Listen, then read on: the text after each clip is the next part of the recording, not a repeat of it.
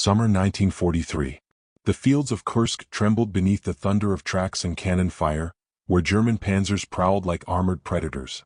Yet in that sea of metal, whispers carried, not the clatter of steel nor the bark of guns, but something stranger, something invisible. Some German crews swore the Shermans could talk to each other. And in a sense they could. The Battle of Kursk was supposed to be Germany's grand display of armored might, their panzers heavier, their Tigers invincible, their discipline unmatched. German officers mocked the American Sherman as a Tommy Cooker, a rolling coffin with thin armor and a weak 75mm gun. By every measurement of brute force, it should have been no contest. And yet, in the chaos, strange patterns emerged.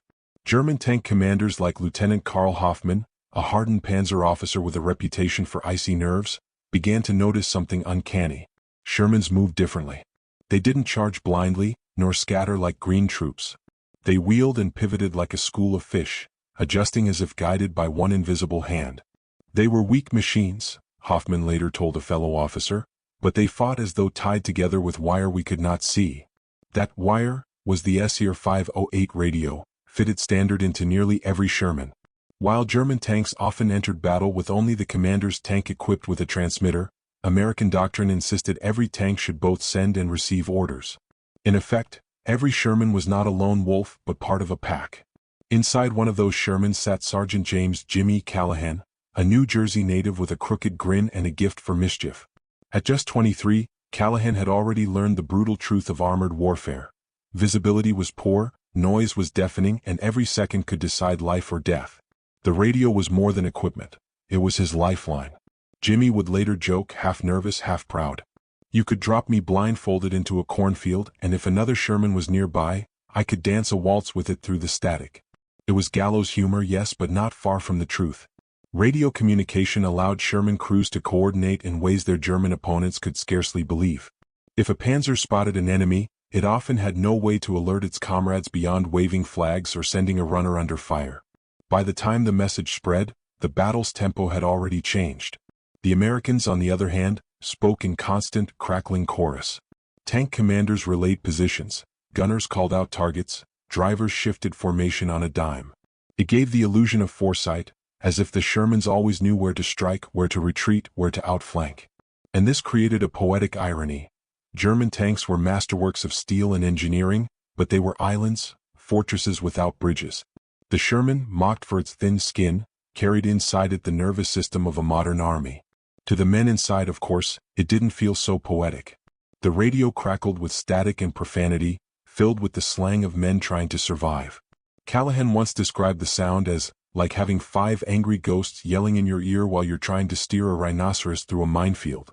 And yet, amid that chaos there was music, a rhythm of coordination that made all the difference. German records from 1943 reveal a growing unease. Commanders like Heinz Guderian, though not present on the front, had long warned that communication was the true heartbeat of armored warfare. The Americans had taken that lesson to heart.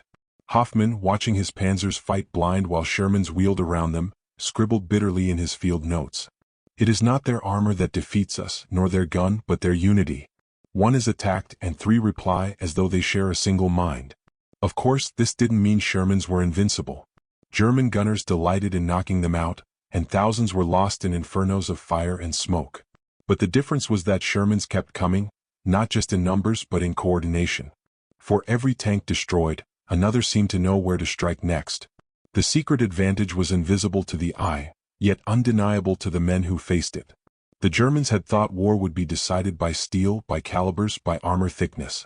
They had not accounted for the weapon that left no shadow, no trace, just whispers in the static. By late summer of 1943, those whispers had become rumors, and rumors hardened into fear.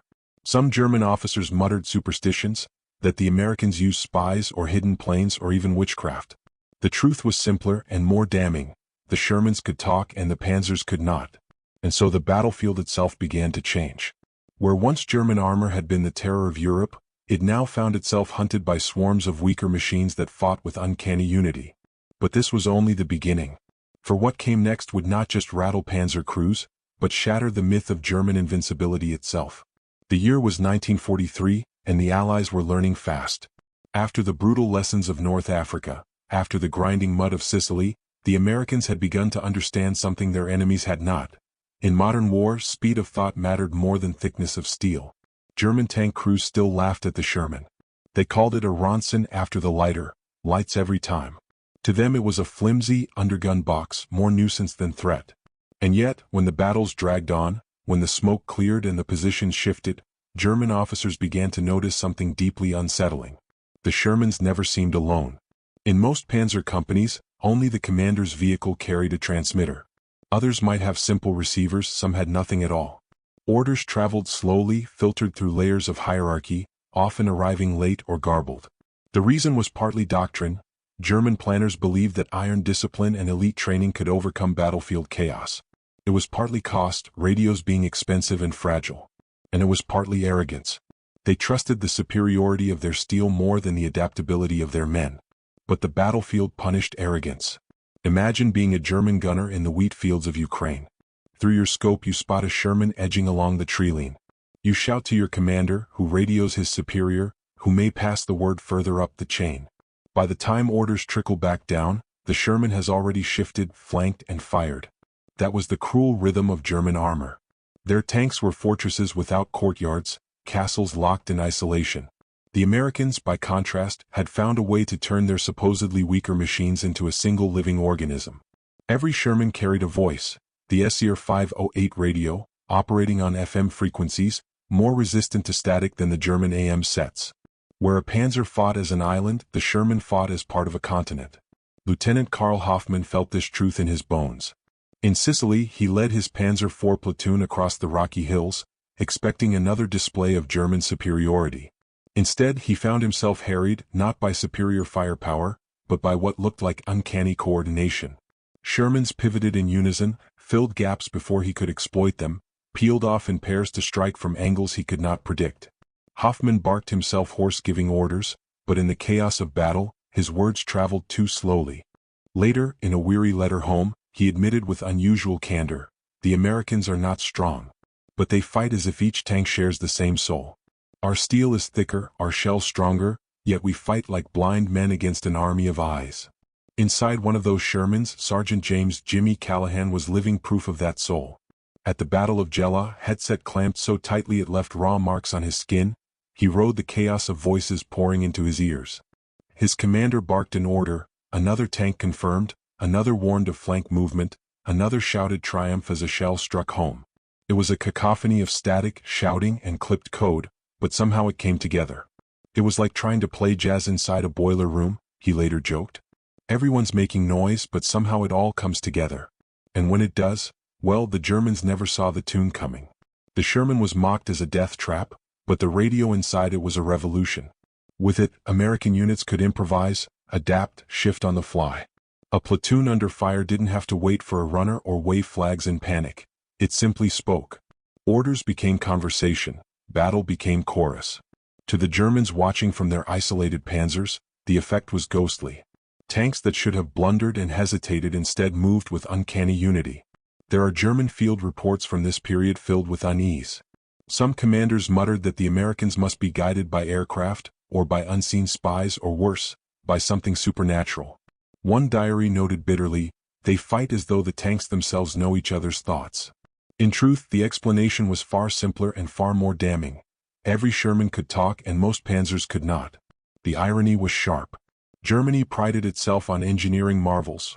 Panthers with thick angled armor, Tigers with 88mm cannons that could punch through anything the Allies rolled onto the field. But these marvels often fought alone, like armored knights stranded in the melee. The Americans, with their supposedly inferior machine, had given their men the one advantage that mattered: a common voice. Factories in Detroit and Chicago had been churning out radios as relentlessly as they churned out steel.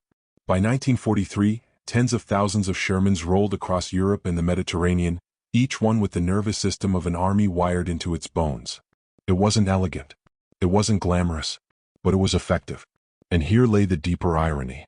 German soldiers believed themselves heirs of Blitzkrieg, the lightning war that had stunned the world in 1939. Yet by 1943 it was the Americans who wielded the lightning. Their armor didn't just move. It communicated, it adapted, it reacted. It turned scattered crews into a single mind, a single will, a single rhythm. Jimmy Callahan once told a younger crewman who was nervous before his first battle, "Don't worry, kid. You're not in here alone. You've got a whole family shouting in your ear." To the boy it sounded like madness.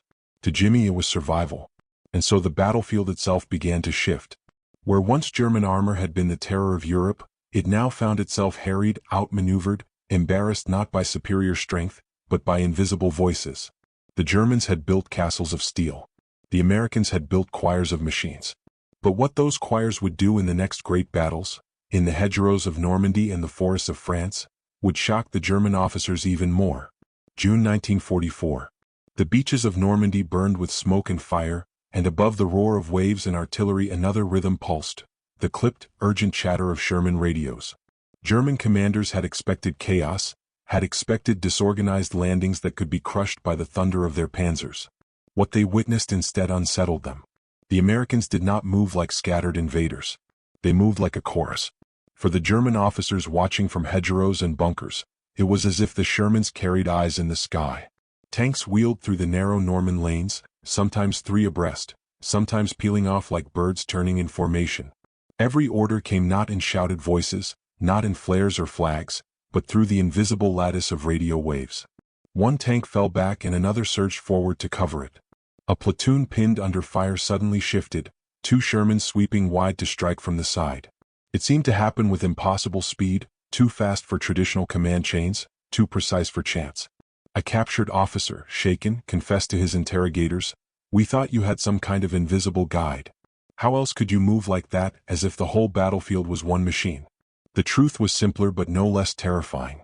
Inside each Sherman, cramped crews sweated in the suffocating heat, helmets pressed tight against earphones buzzing with constant static. The voices came rapid, overlapping, urgent, commands, warnings, curses, prayers.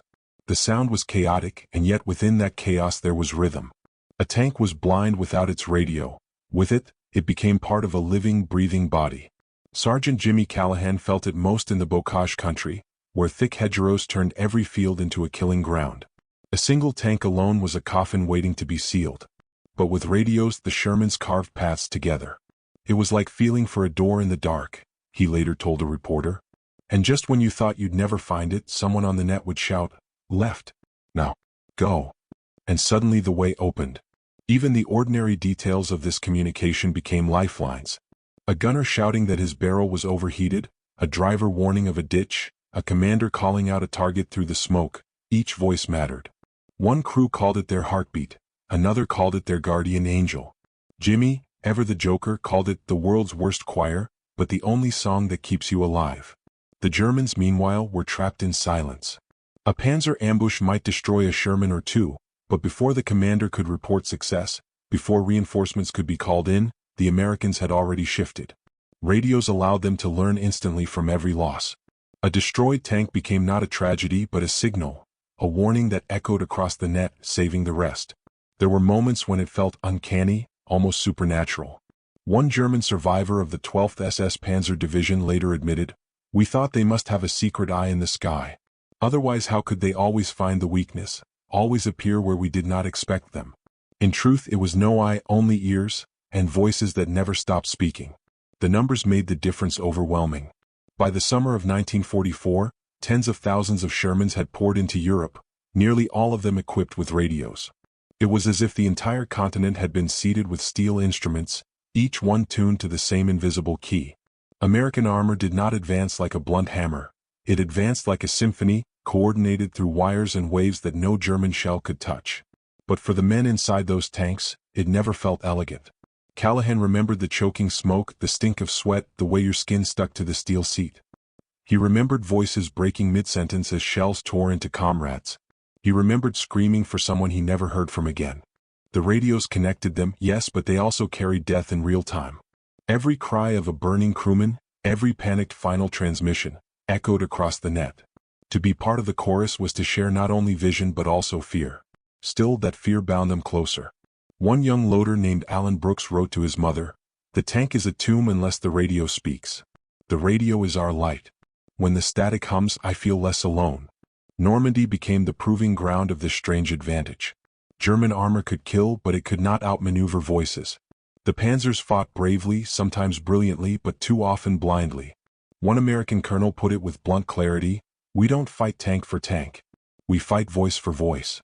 By late July, the pattern was unmistakable. The Allies were breaking out of the hedgerows, pushing into the open plains.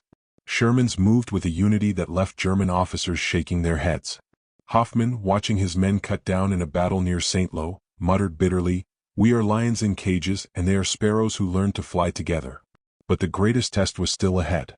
In the autumn, when fog covered the fields of Lorraine and panzers lurked like predators, the Americans would show just how terrifying their talking machines could become. For what happened in those misty villages would leave even hardened German officers convinced that the Shermans were not mere machines, but a single living creature with 1,000 voices. Autumn 1944. Lorraine lay under a gray shroud of fog, the villages scarred and broken, the fields heavy with mud. German commanders believed this was their moment. Here the terrain favored the ambush. Here the tigers and panthers, crouching like patient predators, would bleed the Americans white.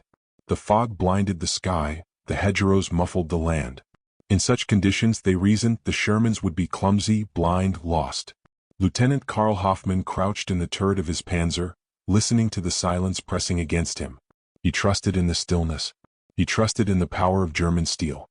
His platoon waited with engines low, hidden behind a shattered farmhouse, barrels aimed toward the valley below.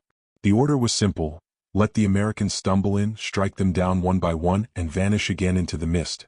The first Shermans appeared like ghosts, their outlines blurred, their engines growling through the fog. Hoffman's gunner steadied his sights, finger tense on the trigger. But then something strange happened. Instead of blundering into the trap, the Shermans shifted formation. One paused, another slid to the side, a third moved up to cover. They adjusted as if they could sense the danger lying in wait. Hoffman swore under his breath. How could they know? They fired, destroying one tank, watching flames leap into the mist. But before the wreck even settled, the rest of the Shermans moved with uncanny precision, flanking, circling, coordinating with a speed no German officer could comprehend. It was the radios again. Inside those Shermans, crews shouted warnings through the static. A driver saw a muzzle flash on the left. Within seconds the entire formation knew. A gunner spotted movement by a barn. Instantly others turned their barrels. In the fog, sight was almost useless, but voices pierced the haze. Sergeant Jimmy Callahan clutched his headset, sweat dripping down his nose, ears ringing from the chatter. Orders crackled, gunfire roared, someone screamed for a medic, someone else swore as their track jammed. It was chaos, but it was shared chaos. Everyone inside that chorus of steel was hearing, adjusting, moving together. Jimmy cracked a grim joke over the net. "Hell, boys, we're not tanks anymore, we're one big ugly dragon." And the laughter that followed, nervous and sharp, cut the fear just long enough to steady their hands. The Germans could not answer in kind. Hoffman shouted until his throat tore raw, trying to coordinate isolated tanks lost in the fog. Some never heard him, some misheard, some were already burning. He watched in fury as his comrades fell not to superior guns, but to superior voices. "We fight alone," he muttered bitterly, "and they fight as one."